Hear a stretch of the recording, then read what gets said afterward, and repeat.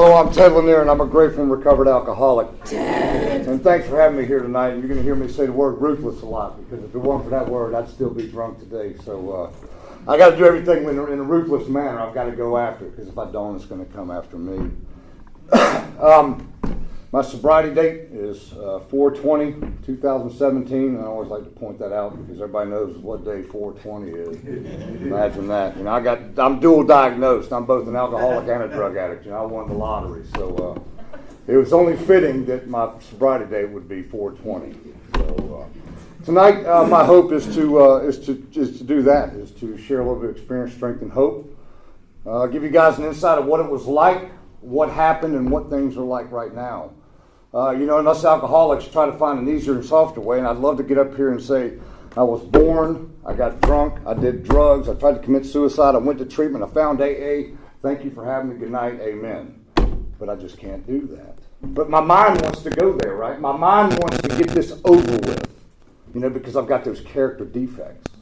So we're just going to sit back a little bit and not let those get a hold of me like they used to do in the past, and we're going to sit here and talk about a few things. And again, I hope I get my message across. You know, these things start out with, we talk about our family, and you know, and for the most part, before I get into that, I will tell you that my story starts with a drink and it ends with a drink, and there is a whole bunch of stuff in between. And with respect to Alcoholics Anonymous, I'm not going to delve into too much of the drug use, but it is a part of my story, and I will reference it here and there tonight, because those two substances mixed together are very volatile, you know, for somebody that's already internally volatile, you know, and that stuff never did me any good. So I was born January 28, 1970. I'm a native of North Carolina, and I just had my 52nd birthday, and I'm grateful to have seen that birthday. There was a time where I didn't think it would ever come. Throughout my entire life, I came from a great family. You know, I can't think of anything, you know, horrific, negative. Yeah, sure, families. We had our ups and downs. But I came from a big family. I came from a loving family. I came from a family that celebrated those birthdays, and we celebrated holidays, and we valued and we cherished family time. And we had family, and everybody got married, and they raised kids, and there was grandchildren, but there was one common denominator throughout my family, and it's alcoholism. It's alcoholism, and there's some substance abuse issues in there as well, but it's alcoholism. I firmly believe that alcoholism is a disease, and that I was born with a pre-genetic disposition to become an alcoholic.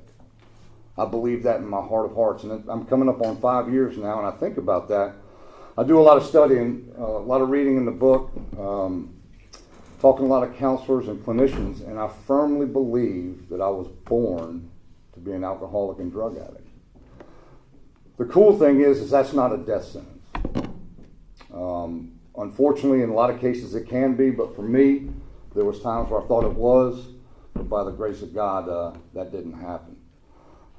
So again, you know, I started experimenting with alcohol at an early age. I think my first drink was somewhere before the age of 10 years old. And while I felt comfortable in my own skin, I liked what that alcohol did to me. And I think I speak for a lot of people. I know that feeling you get when it comes into your body. You know, it's like, man, I have found what I am looking for. I like who I am, but man, I really like myself now. You know, because it was just an overwhelming, and even this is at a young age, 9, 10 years old. You know, and then on in my teenage years, early in my teenage years, you know, here comes, I'm a product of the 80s. I was 13 years old in 83 and 19 in 89. I lived the teenage life of the 80s. And I did every single drug known to mankind. All right? And along with that, it was always drinking. Drinking was a part of every single thing we did. No matter how good I was on the football field, no matter how good I was on the baseball field, no matter how good I was, maybe not so good in school, but how good I was as a friend, it was always accompanied with alcohol. Everything we did was with alcohol. And there was times where I think to myself, I seem to take it a little bit further than anybody else. You know, and at the time, knowing what I know now, knowing what I what was going on then. There was times now that I can define as I couldn't stop. You know, it was just something that I just had to keep doing because I couldn't get enough of what alcohol did to me. I simply could not do it. And along with alcoholism being a common denominator in my family, I'll also like to talk about everybody in my family, to include, you know, both sides, male and female. We're all successful. We're all successful. Throughout my family, my father had a bankruptcy issue at one time and went from vice president of the Bank of Virginia down to a door-to-door chemical salesman, then jet-setted back into the oil industry. So, as a direct result of alcoholism, mind you. But everybody was successful. So all my life, I equated drinking as much as I want, when I want, with who I want, as long as I'm successful. And I saw this trend throughout my early years and into my teenage years. And what finally happened for me was towards the end of high school, as usual, it's the same common story. A lot of guys out there, guys, gals. You know, I pissed all my scholarships away because I wanted to party. You know, I'd found this thing, alcohol. I wanted to do this. You know, I'd found girls and alcohol and dope and drugs and all this stuff. And I didn't care about school. I didn't care about college. And of course, I missed out. I bounced around for a little bit, got thrown out of my house, and then finally in 1988 I decided to join the military. I'm a product of the men in my family did time in the military. However, I'm probably one of maybe two that actually retired from the military. So, you know, I come from a family that's all served their time, be it a couple of years in the National Guard, Reserve, whatever. But everybody also served. So now all of a sudden, here I go on my profession.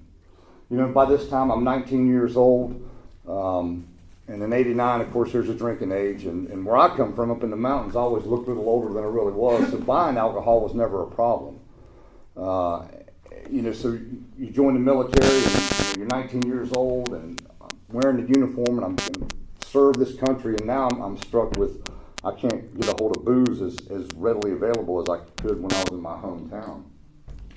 So I decided that I'd go to Germany, and that was a big mistake. So my first duty assignment was Germany. If you know anything about Europe, there ain't no drinking age over in Europe, and the beers are about this big. So it was cool. So I set off on this career, right? So I set off on this profession. I set off on this career, and I'm modeling myself after what I've seen all my life. But right along in the back seat, right along in my back pocket, right along in the back of my head, that little voice is always, always, always, let's go get a drink. Let's go get a drink. Let's have a party. Let's go get a drink. Let's go get a drink. And it was constant. And it was constant. When I get to my first duty assignment and I'm cut loose, I'm 19 years old, I'm in the military, there's no drinking age, and I found out real soon that all I got to do is I've just got to suit up and show up at this time every day, not make a mistake, and I can do whatever I want to do. There's no rules. Now, of course, there's rules in the military, but there's no rules outside of the military when it comes to drinking.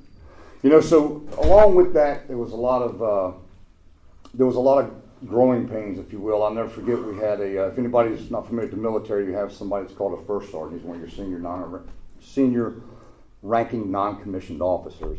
And I'll never forget one day, at that time, you weren't allowed to have very much booze in your barracks room. It was I think you had like a 6-pack per man and a bottle or whatever it was. Of course, we always broke, but we'd hide it. And you know, I don't remember a sober morning coming to work, but I don't remember not being able to go to work because I wasn't sober. You know, because I was too scared to fail. Because I remember I've got this persona, right? If I'm going to do this, I've got to be professional. I've got to maintain my profession. So I'm not going to fail. As bad as I feel, if I've not slept all night long, if I've drank all night long, which we did 7 days a week, 7 nights a week, I'm going to show up. And I'll never forget, you know, I remember standing in formation, you could just smell it. I mean, everybody, guys holding the guy in front of him in formation. And I'll never forget, the first sergeant stood up in front of the formation one day, and this was probably about 6, 7, 8 months into my first assignment in Germany. And he could tell everybody was, you know, it was Monday morning, everybody was pretty rough, you know, and he looked out, and I'll never forget these words. He said, "Gentlemen, if you're going to go out and hoot with the owls, you better be able to soar with the eagles." And for somebody like me, that was the worst thing I could have ever heard in my life. Because all I heard was green lights. I can do whatever I want. I can drink all night long. I could go down and buy hash from the Turks and smoke hashish on it. It did not matter. It didn't matter. Because First Sergeant said, if I'm going to hoot with the Owls, I better be able to soar with the Eagles. And I soared with the Eagles for 22 years. For 22 years. But the flip side of those 22 years was 22 years of great success, but extreme alcoholism. Extreme alcoholism. 22 years of some of the most amazing service, amazing accolades, amazing things I've ever done in my life. But every bit of it was accompanied with alcohol.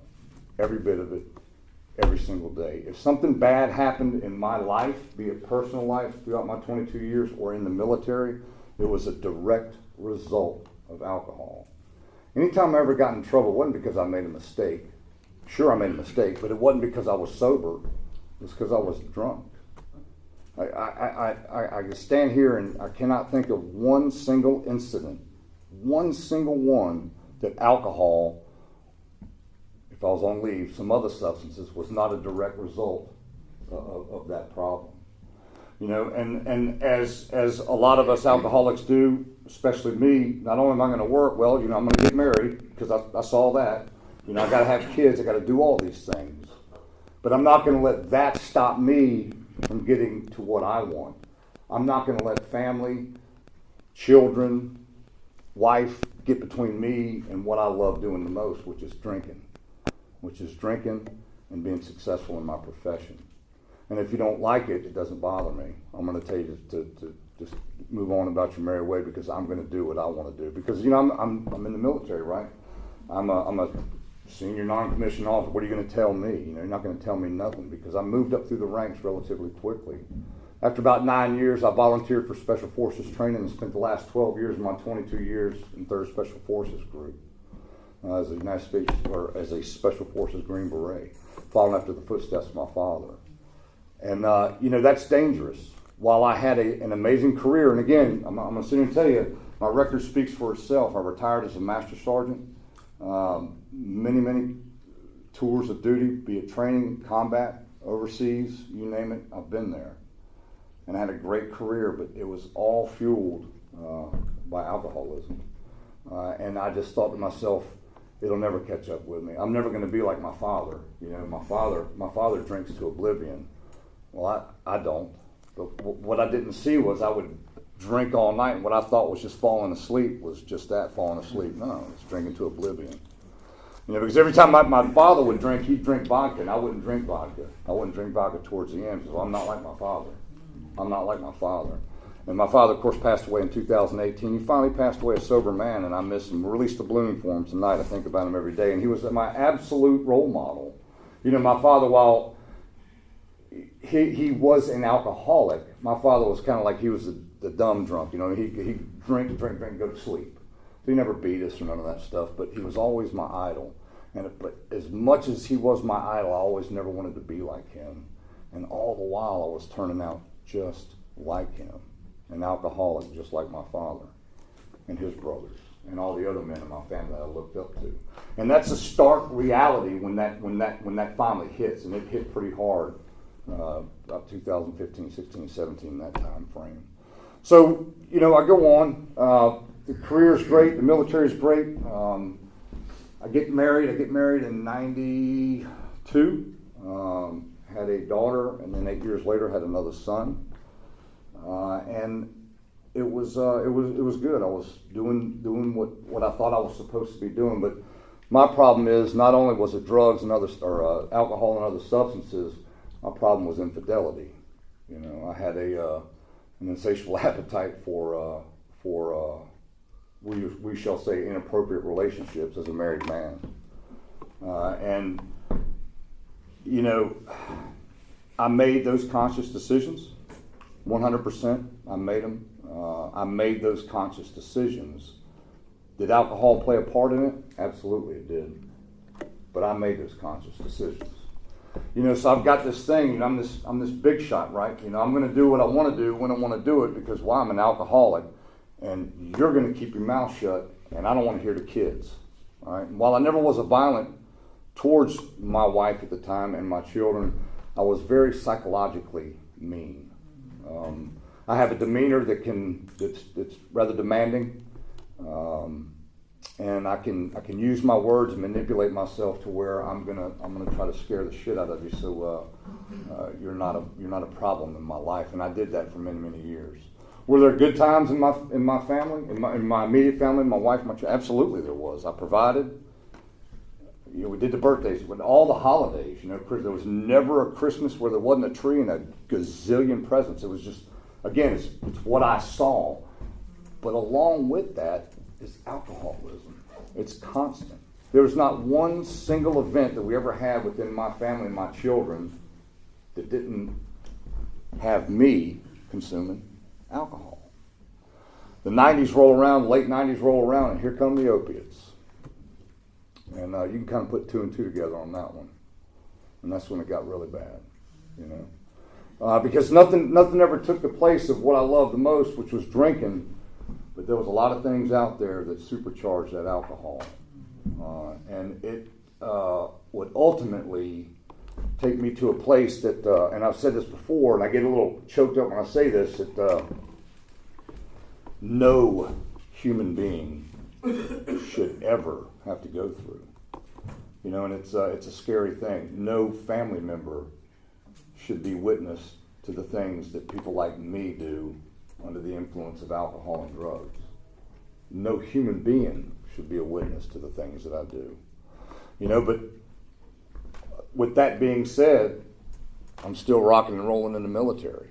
My personal life is in shambles. It is destroyed. But you're not going to see that, because all you're going to see is this big barrel-chested freedom fighter that's doing everything he can for this country. You're not going to see. I'm not going to let you see the damage that I did to my friends and my family. All you're going to see is this guy that's in the military. And again, that lasted for 22 years. And when I finally retired, it was a bit nerve-wracking. After numerous combat deployments, leaving a community of special forces guys, operators that I've known all my life, was a huge culture shock. So in the military, if anybody's been in the military, there's always the threat of urinalysis. But hey man, I learned how to beat those things. And not to mention with rank comes privilege, and I always made sure I was never on those lists, because I would not passed, wouldn't have passed most of them. But anyway, so I end up retiring. By the time I retired, I think my wife and I had split up several years back, made up. I think I got caught a couple different times doing some things that I shouldn't do.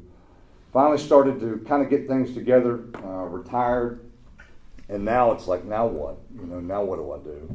And instead of what normal people do is normal people have set themselves up for retirement. Normal guys have paid in their TSP for 22 years.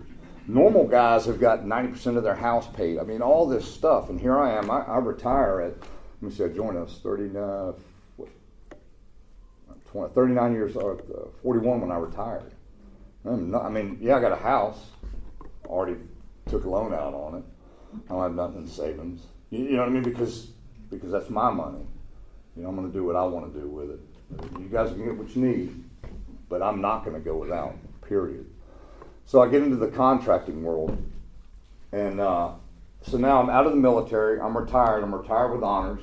I've got this amazing career behind me. I can write my own ticket, and I start to go to work. I started to contract for a few Department of Defense contracting agencies, specializing in training special operations guys. So you got a guy that's as volatile as I am, who by this time is inundated with alcoholism. Inundated. I can't do anything without something in my body. And again, with respect to Alcoholics Anonymous, I did mention opiates. From the year 1999 to the year 2017, I was on either a legal prescription or I was buying, stealing, and dealing them.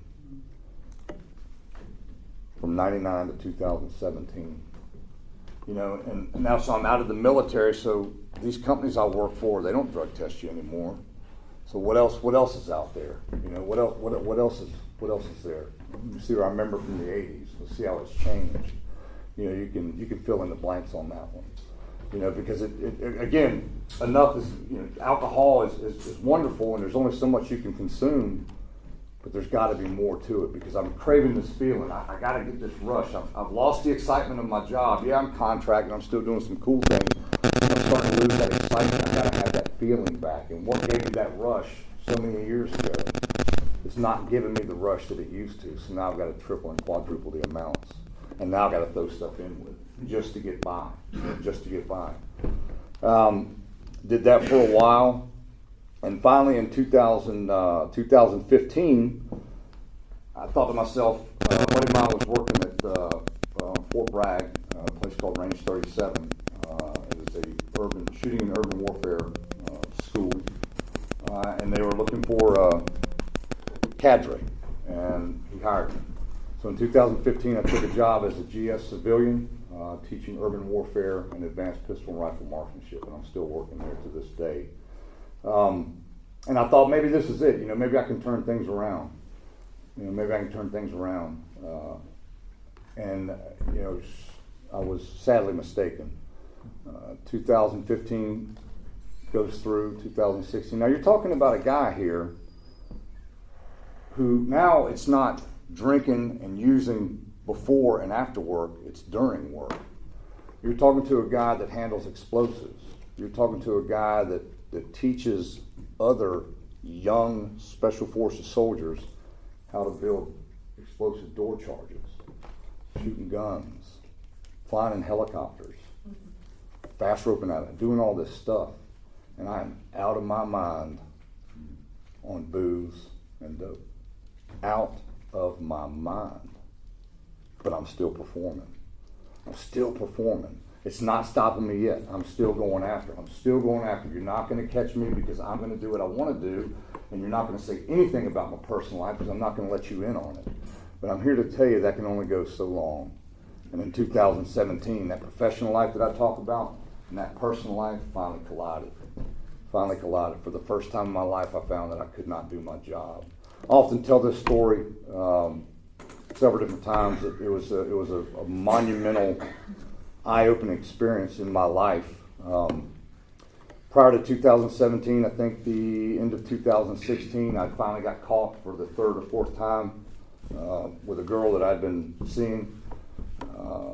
And I'd always been able to lie my way out of it. I'll never forget I came home one night and my wife said, have you been seeing so-and-so? And I'm like, no, I ain't seeing her. I told you that.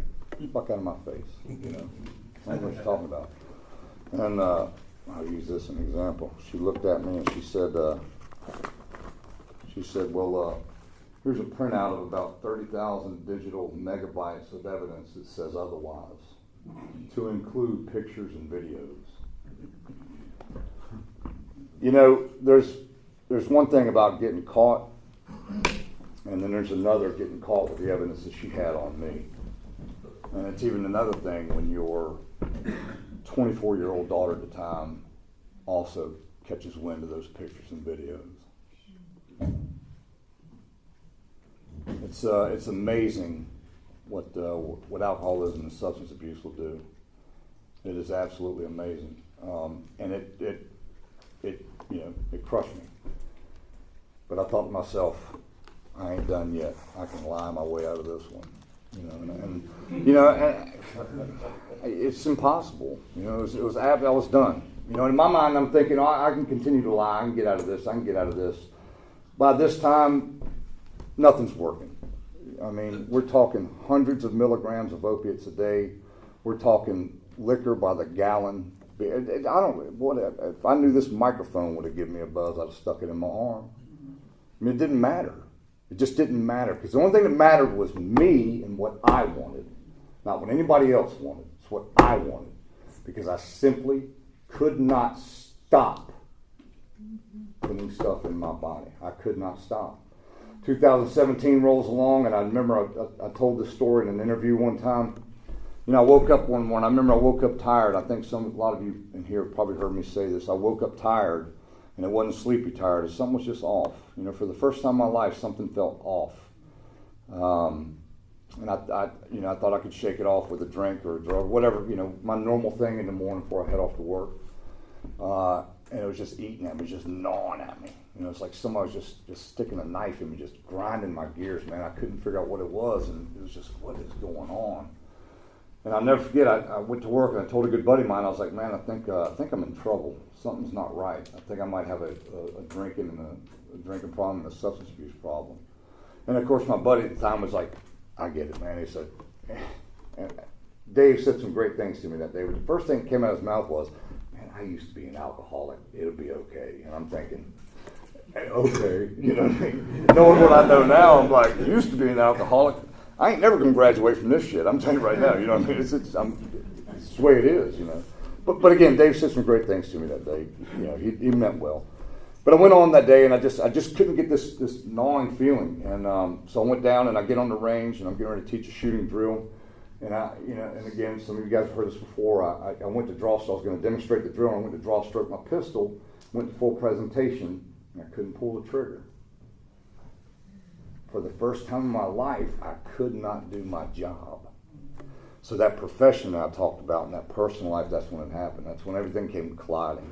And I knew right then and there, I knew I was done. I knew I was absolutely done. The road had run out. The pavement had gone from pavement to dirt. It was done. There was nowhere else to go. Remember, I took off my gun belt, put it on the table, and I went up top to see my chain of command. And these guys, my chain of command, they are active duty guys. They used to work for me when I was an active duty guy, some of which I led in combat overseas. And now I'm looking at them, and I'm an absolute mess. And I told them, I'll never forget, I looked at them and I said, guys, I've got a drinking and drug problem. And if I don't get help now, I might not live to see another day. And at that point, I was lucky to be alive. I tried to kill myself before. I was too chicken shit to shoot myself. I figured I'd try to OD, and that didn't work. Twice. And, one of which, my son wakes me up in the garage. It's just horrible stuff. And when that moment happened, I told him, I was like, I'm not going to live to see another day. So here we are. What do we do now? I got to go somewhere. And I found this place down in Texas called Warrior's Heart. It was a treatment center that was designed back in 2016, specifically for law enforcement, firefighters, EMT, veterans, first responders, the Warrior class. It had been around for about a year, and I thought that's where I want to go. Because I've got this mindset. I've been in this military community for so many years, I can't associate with anybody else. At least in my mind I couldn't. I want to go somewhere where I'm comfortable, because I was the most uncomfortable I've ever been in my life. And one thing led to another, and I was able to go down there. And like many of us do, I'm going to get my last run in. Now, mind you, I'm at a point now where it's not like I went the next day. I can't stop, you see. I can't stop putting things in my body. I was able to curb a few things, but I just couldn't stop drinking. I could not stop drinking. And I'm going to get that last run in. And I'll never forget my daughter, 24 years old at the time, took me to the airport. And I will tell this one last horrific story, and then we're going to talk about how great sobriety is. It's 20 to the hour, so I need to get sobered up here. I'm on that last run. I think I speak for a lot of people when I say that I'm gonna get that last little bit in me before I go, because I know where I'm going. There ain't going to be none, and I'm still not quite sure if I'm going to make it there or not.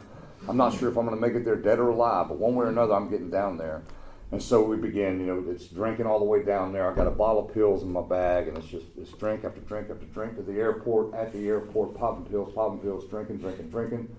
I'm a smart alcoholic and addict. I'm going to sit there, and I'm going to get there early in Austin, Texas. I had to go to detox. So I'm going to land a little bit early so I can have a little bit of time to myself. And by this time, I'm an absolute mess. I'm an absolute mess. We don't show PowerPoints and pictures and stuff, but if I showed you a picture of what I look like, you'd be appalled. You wouldn't recognize me. A walking ghost. So I get down there, and I'm scared to death. I get off the plane. I don't know where I'm at. Sometimes I'm crying. Sometimes I'm not. I'm out of my mind.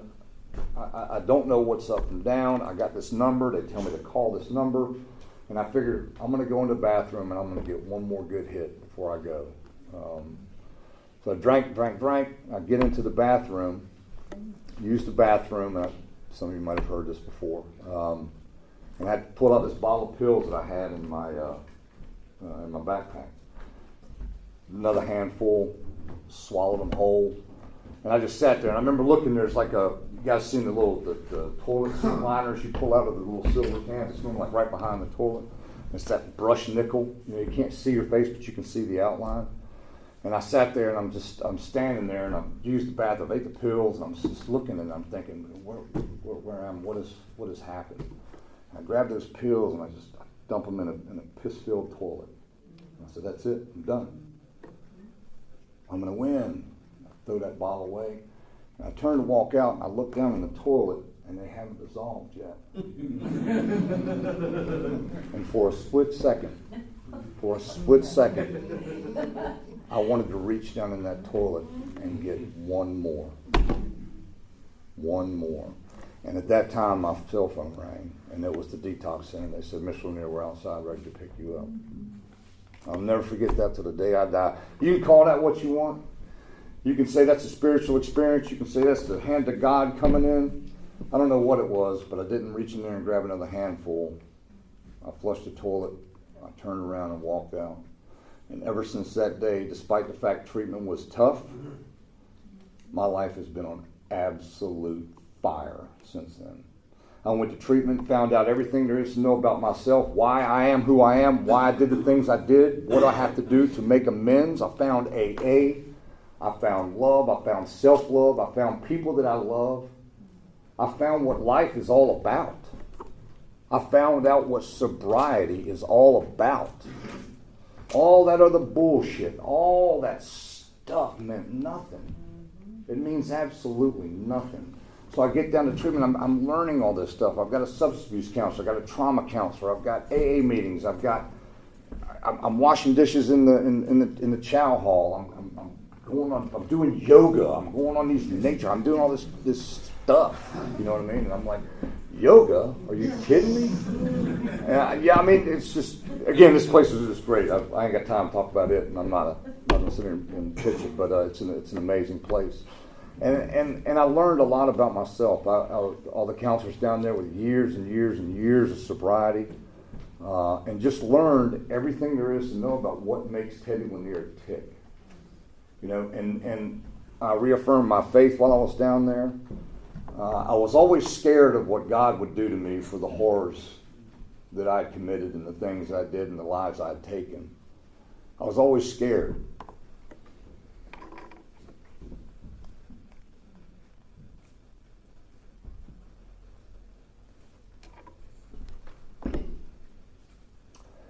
I was always scared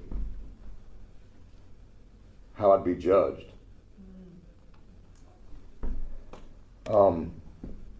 And I soon realized that there's this thing called forgiveness.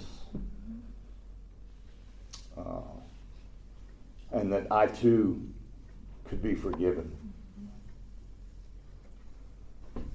And as difficult as it was, as time went by, the easier it got. Because I wanted something. I wanted to live. I wanted to be that father. I wanted to be that friend. I wanted to be that honest person. I didn't want to lie no more. I didn't want to steal. All these words, all this stuff we hear in these meetings, I didn't want none of that. All I wanted was to be alive and to be sober. I wanted to draw a sober breath. And that's what I've done ever since I left Warrior's Heart. I remember halfway through, I thought to myself, how is this going to work? I remember reading the big book. And in treatment down there, it's, I think, like in the colony, it's like worksheets and stuff. So I've done like a worksheet step 4 and actually did a 5th step with a temporary sponsor. But it was kind of like, it was big book based, obviously. You got to read the book. I didn't read a book with a sponsor while in treatment. I'm just reading assignments. I think some people can relate to that. And it was a lot of paperwork stuff. And I'm sitting there, and I'll never forget one of the individuals that's heavily involved with Warrior's Heart comes to AA here, Tom, S, if you guys know him. And I looked at him, and me and Tom have relatively the same kind of background, special operations background. And I'd met him down there, and I said, he looked at me one day, and I was struggling. I was having a rough day, and I told him I was scared. I was worried about, alcoholism and drug addictions out the gates there, doing pull-ups, ready to kick my ass the second I go out that door. And he looked at me and said, Teddy, I guarantee you, you'll never, ever have to drink or drug again. I looked at him and I said, you must be out of your mind. Who? Okay, oh, great one, tell me how this is possible. And it was simple. It was real simple. It's just a few things, How about we get on our knees and we pray every morning? How about we write a gratitude list? How about we go to AA? How about we get a sponsor? How about we work these steps?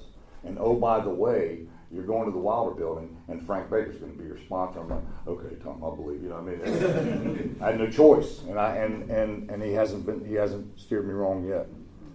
By the grace of God, I'm still sober to this day, and it's those 5 things that I try to do every single day of my life.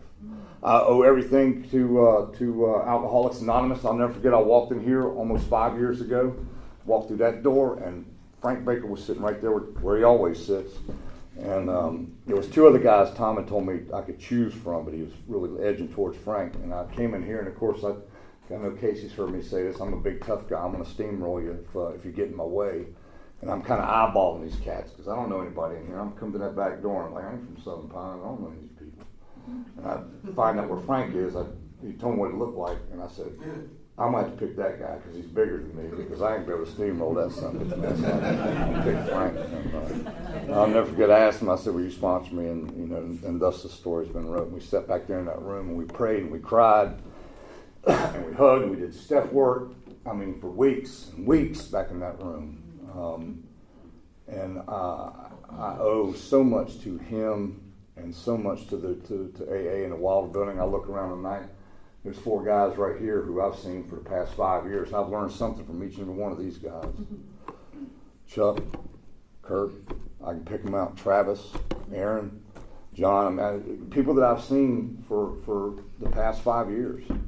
And I hear what these guys have got to say, and I learn from it. They say the things that I need to hear. They do the things I need to do, and they set the example that I need to be. And without people like that in my life, without Alcoholics Anonymous, I could never, ever have attained what I've been able to attain right now. Life has been wonderful. Sobriety has been the greatest thing I could possibly ever imagine. Has life been easy for the past almost 5 years? No, it hasn't. I've always been told, what are you going to do when you get your teeth kicked in? You're just going to let them lay on the floor, you're going to pick them up, put them back in your mouth. I'm going to choose to put them back in my mouth no matter how much it hurts. I've suffered through divorce and sobriety. I've suffered through loss. Like I said, unfortunately, my marriage did not make it. We tried, but it just wasn't going to work. And the cool thing is now I'm sober enough and I'm smart enough to know that I'm gonna make sure that she is set up for success and will be set up for success till her last breath. I owe that to her, period. My father, released the balloon from tonight, died. My best friend in the world. Didn't have to drink over it. I lost buddies that I was in the military with who were still been killed overseas. Didn't have to drink over it. Had spinal surgery, put right back on opiates, no relapse. Didn't have to drink over it. And it's all attributed to the 12 steps of Alcoholics Anonymous. It's all attributed to the picking up that thing we call a cell phone and making a phone call. Because I know it's going to take that pain away. When that pain gets great, when those people in your life die, when you find yourself in that hospital, I know it's going to take the pain away. But do I want to lose everything that I've earned to date? I don't. And I don't because I understand what those 12 simple things that are on the board are. In the 10th step in the book, it talks about we've been placed in a position of neutrality, safe and protected. Safe and protected, for sanity has been restored. Sanity has been restored. Now, what do I got to do to stay sane? That right there. in this building and a few other places I go in Fayetteville. You know, the work I do for Warriors Heart. Currently, I'm on the board of advisors for Warriors Heart. I'm the executive director of the Warriors Heart Foundation. I'm a part of the treatment center that gave me my life back. You know, I work hand in hand with Warriors Heart constantly, doing exactly what the 12 step says. You know, we try to carry this message of alcoholics and practice these principles in all of our affairs. I try to do it every single day that I can. And you know, I think everybody's, you know, the things come back, the materialistic things come back. Yeah, they've come back. I looked at my credit score the other day and I couldn't believe it. You know, for many years I thought, hell, 580, I'm doing good. I'm doing real damn good. I mean, but you know, and now it's amazing. I never thought. I mean, it's, you know, I'm 52 years old. I shouldn't be worried about it. My credit score should be solid right now, but I decided to drink and do other things instead of work on that son of a gun. But she's up there now. But it comes back.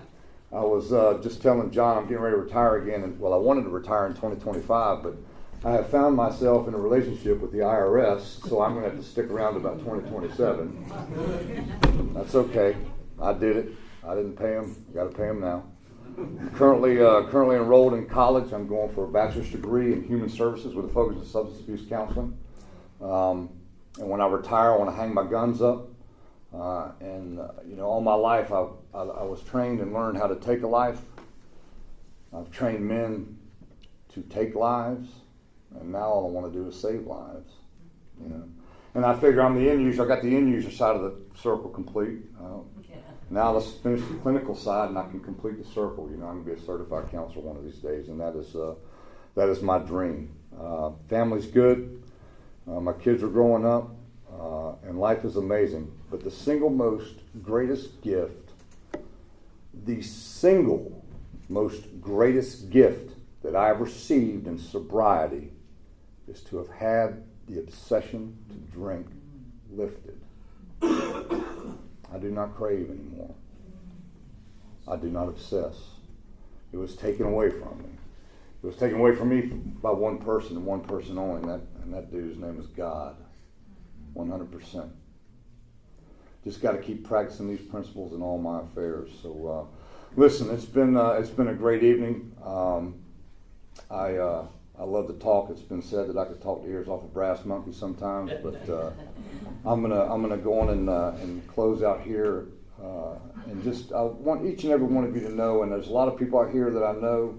There's a lot of people out here that I don't know, and a lot of people that I do know probably haven't seen me for a while. Life's been busy, but I want each and every one of you to know, whether I know you or not, that I'm proud that you are in this room. Please keep coming back. And I absolutely love each and every one of you. Thanks for having me tonight.